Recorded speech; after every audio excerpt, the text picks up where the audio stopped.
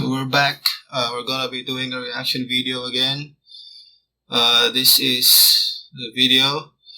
The Miami Heat received the Bob Cousy Trophy as the NBA Eastern Conference champions. We're just gonna play the video.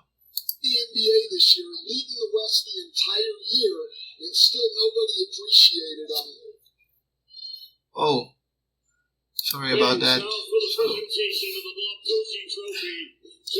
So this Bob Cousy Trophy is like a new trophy. It's like a new award, along with the Larry Bird Trophy. That's just the product of the NBA 75th anniversary for the NBA, the NBA 75th anniversary team. So there's Ernie Johnson right there presenting the award. Yeah. So yeah. Congratulate the Eastern Conference champions. So we do have two pieces of hardware. Made for Boston Celtic legends, and the irony is not lost on me, believe me. Bob Cousy Trophy for the champions. So happy for this Miami Heat team. They deserve this award.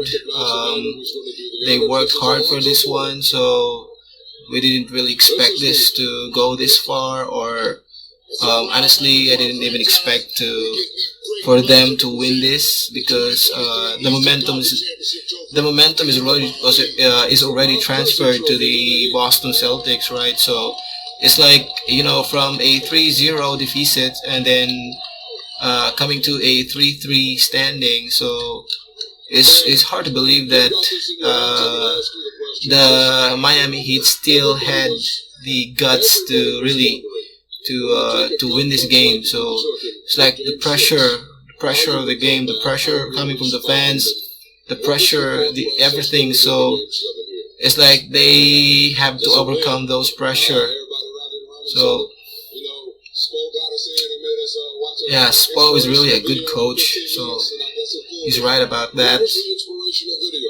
Really an exceptional coach.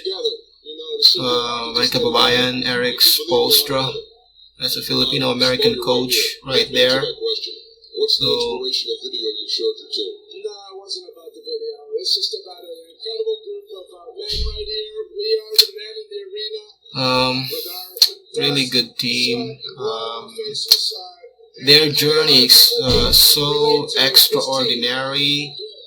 One of the hardest journeys ever by a basketball team, coming from where they've started. It's like they've started from the bottom, really. So I will just discuss it later on, how the Miami Heat just made this far, but along the way, it's not, the teams that they face were no joke teams. They are really good teams. They are in the Eastern Conference, so. Well, congratulations. Forward to the finals. Nice going. All right, let's give this one out to the MVP. Yeah, so the MVP. Of the Eastern Conference Finals, the Larry Bird Trophy, and Alonzo with that big smile. So the MVP of the Eastern Conference goes to Jimmy Buckets. How do you call it? The unofficial son of Michael Jordan. Legitimate son. That's just rumors, guys. But it seems as though it is real. So it's up for you to research that.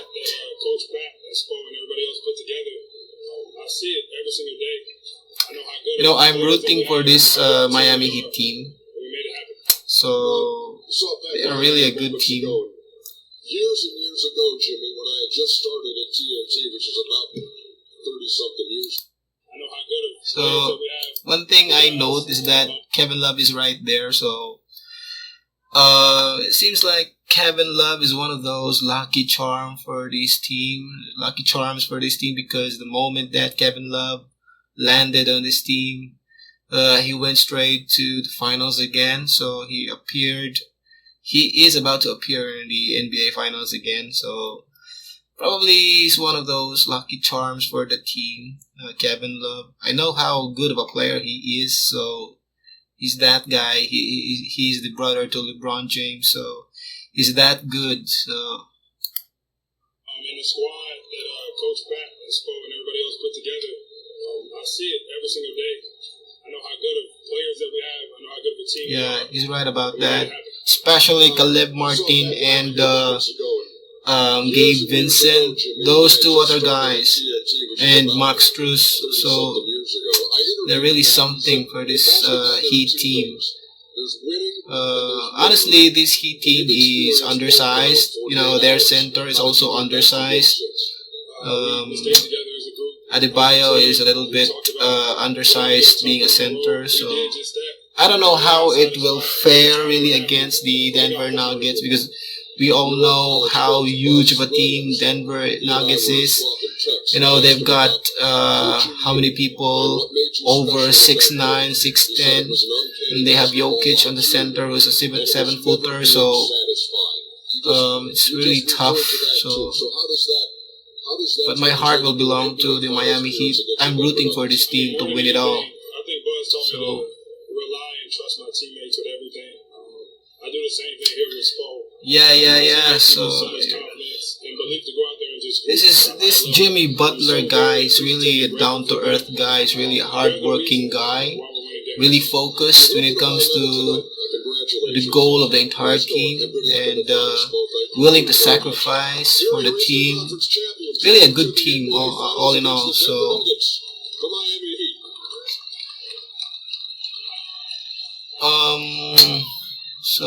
really, I can't believe that they won this game. So, and they won it impressively. Like,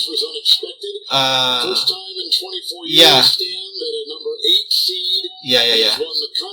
That's correct. Yeah. But they've got their hands full now. Yes. Going against the Denver Nuggets, probably, Reggie, the most underappreciated team in the NBA this year, leading the West the entire year, and still nobody appreciated them. So just a couple of notes right there. That wasn't mentioned there in the video, but the journey that this Miami Heat team took all along in this entire series, from the elimination up to the play-in, up to this up to their most recent trip. So after winning these Eastern Conference Finals, is not, the obstacles that they have taken. That all their how do you call this? The overall journey that they took. It was not really easy because they were facing tough teams.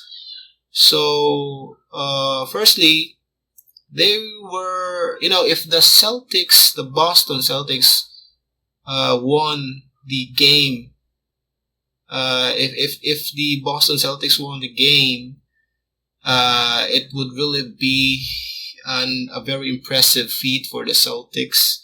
It's like almost an impossible thing to do, because nobody or no team in the NBA so far has won a series after incurring a 3-0 standing. Like, if you are in a 3-0 position, like you're in a 3-0 deficit, so automatically the impression there is that you will get nowhere. So it's like you will lose the series. It's impossible to even think that you will win the next round after that 3-0 standing. So it's unbelievable. It's so unlikely. But the Celtics managed to tie the series 3-3. So they could just have they could just win this game, which, by the way, it should have been in their favor because it was their home court advantage. but they haven't really closed it. So they haven't really finished it the way it's supposed to be because, you know, everything else favors them because, you know, of the home court advantage. They don't have to travel. Oh, I'm sorry. They, you know, they're familiar with their home court. So, and, you know, the crowd, you have the support of the crowd. That alone gives you confidence booster, right? So you're boosted by the crowd. So um so if they win it's like nobody could no other team could break that record. Not until how many years? Like probably it's around 50 years or 100 years. Because it's really difficult, you know, coming from the 3-0 3-0 standing. So it's nearly impossible to even think about that, to break that norm, you know, to break that basketball enigma. So but they could have supposedly done it, but they were not able to finish it. So here comes the picture right here. So it's the Celtics and the Heat. If the Celtics win it, then they could have made history, you know, a history that probably will take some long time to be broken again, or to be even matched, or, you know, I don't think it will be broken, but for another team to come close to what the Celtics has achieved, or to even match what they have achieved, if ever they have win it, probably how many years? Like 20 years, 30 years, 50 years. So we don't know. So, but they have not done it. So the Heat win it. So the Miami Heat win it. So the Miami Heat, on the other hand, they were the first team who which came from play-in spots. So honestly, the journey that they took really was really difficult. You know, because firstly they were supposed to be the 7th seed back in the Eastern Conference, and then they were followed by the Atlanta Hawks at the 8th seed. That's during the regular season. So, and then the 9th, I think, was the Chicago Bulls, and the 10th spot was claimed by the Toronto Raptors. So here comes the play-in. So the 7th and the 8th seed will battle it out for the 7th seed. So it's between the 7th Miami Heat versus the 8th Atlanta Hawks. But then the Hawks defeated the Miami Heat, so they occupy the 7th seed in the Eastern Conference in the Eastern Conference standings. So they are the 7th in the playoff position. So, and then the winner of the Toronto Raptors and the Chicago Bulls, which are the 9th and 10th seed respectively, they will face the Miami Heat. So, because the Miami Heat lost the game to the Atlanta Hawks. So here now, the winner of the Raptors and the Bulls was the Bulls. So the Bulls faced the Miami Heat, but then luckily, or thankfully, the Miami Heat beat the Bulls to claim the 8th seed in the Eastern Conference. So what happened really was that the Atlanta Hawks and the Miami Heat just exchanged places in their playoff spot, right? So instead of the Miami Heat was the 7th seed, and then the Atlanta Hawks was the 8th. So now the Atlanta Hawks became the 7th seed, and then the Miami Heat ultimately became the last seed of the Eastern Conference. So it was very difficult because in the first round of the playoffs, the Miami Heat really faced a very formidable opponent. You know, the Milwaukee Bucks. The Bucks were the number 1 overall for the NBA, in the entire NBA. So facing Giannis and the Bucks was really that big of a test for this Miami Heat team, but they did it. So and they really managed to dominate the entire series. Like I don't think that they give the Bucks quite a fair amount of exchanges. Like in terms of scoring. So they are not so much as to like they are even. So they are even on the way. So it's like most of those games, the Miami Heat dominated the Bucks. So it's really an impressive victory for the Miami Heat in that series. And after that, again, the Miami Heat faced in the first round. They faced the Milwaukee Bucks. They beat the Bucks. So, and then in the second round, they beat the also very strong team, the Philadelphia 76ers, where it was headed by James Harden and Joel Embiid, the MVP, the reigning MVP. So again, those were no ordinary teams. Those are really good teams in the Eastern Conference. So I've just noticed that after LeBron James left the Eastern Conference, so the Eastern Conference, like the power, the power stability of the Eastern Conference, it's like there's no more, the power. How do you call that? The seat of power there in the Eastern Conference is like shaky, So it could be the Bucks. Other times it could be the Celtics. Could be the Philadelphia 76ers. So all of those teams are really good teams. When you talk about the entire NBA, those teams are teams to beat. So exceptionally good teams. So the power, the balance of power now has shifted more on the Eastern side.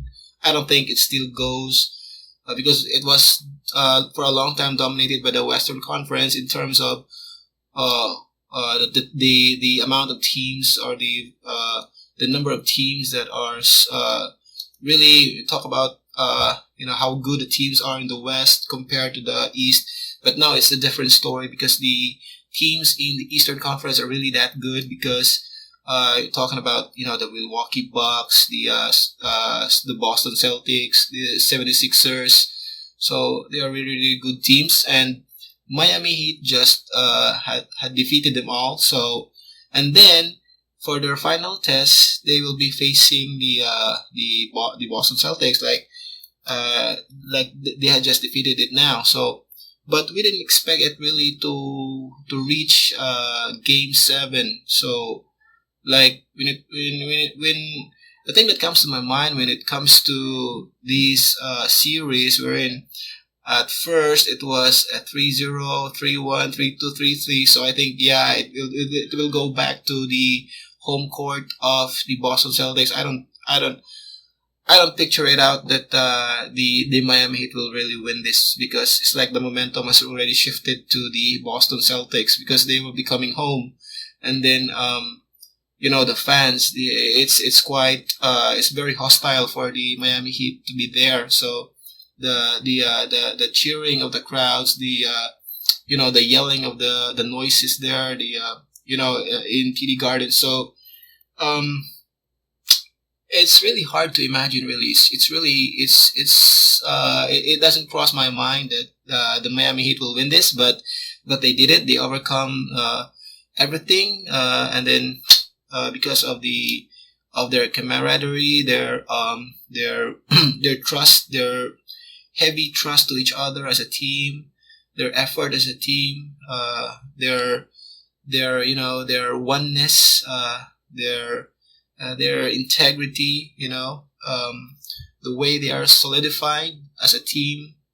So yeah, I'm rooting for this team, and when they face the Denver Nuggets, it would really be an interesting match, because you know that the Denver Nuggets had how many guys over 6'9", 6'10"? So you have Porter, we have Aaron Gordon, we have Jokic.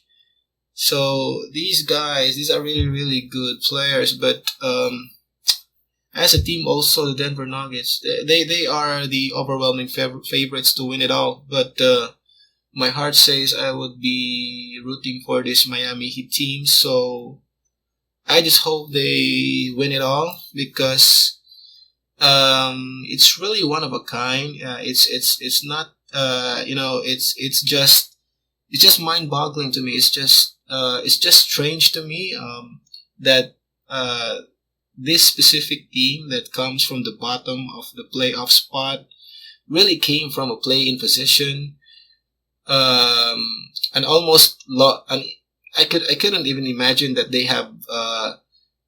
have sailed into the playoff, because I thought that they would be knocked out because they're just one game away from losing it all.